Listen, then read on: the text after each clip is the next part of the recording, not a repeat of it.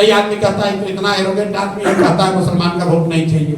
हमने सीधा कहा कि नहीं, सत्ता में आने के लिए मुसलमानों के वोट की जरूरत नहीं है, लेकिन इस व्यवस्था को सुधारने में, देश की संस्कृति को बचाने में, देश की संविधान को बचाने में मुसलमानों के साथ की जरूरत है।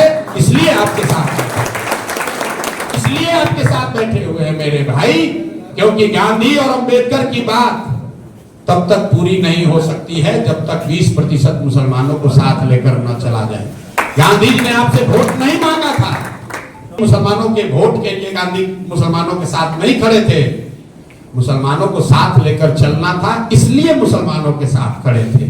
तो ये आपने भी वोट बैंक बना लिया है कि जो आया है वोटें लेने आया है, जो आया है हमसे चंदा लेने आया है।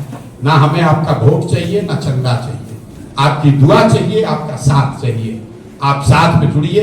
ये छोटा पौधा है, लेकिन ये यकीन जानिए यही वो पौधा है जिसको सींचिएगा तो आगे चलकर ये पेड़ बनेगा।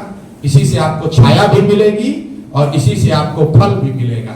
लेकिन मरे हुए वृक्ष पर जो लालटेन में आप किरासन तेल बनकर जल रहे हैं, उसमें उसको खून से भी सींच दीजिएगा तो आप उसमें अपने बच्चों के लिए फल नहीं पाइएगा। लिख के ले लीजिए।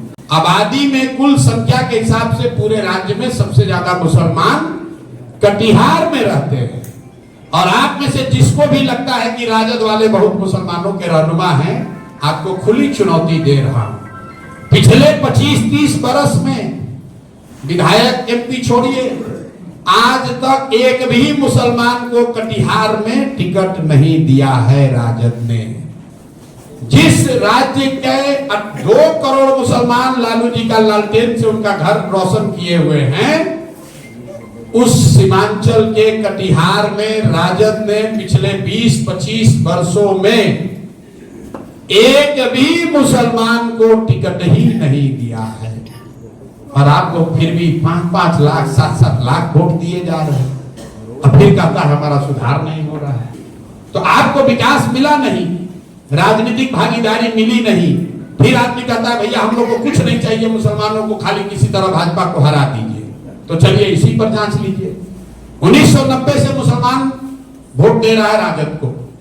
तब ओवैसी नहीं थे, तब जन सुराज नहीं था, आपने आंख बंद करके लालटेन को वोट दिया। तो मेरे भाई, विकास आपको मिला नहीं, भागीदारी आपको मिली नहीं, और भाजपा को आप हरा पाए नहीं। लेकिन मुसलमान को कुछ नहीं समझ में आता है, कहता है हम बहुत इमोशनल कौम है भैया,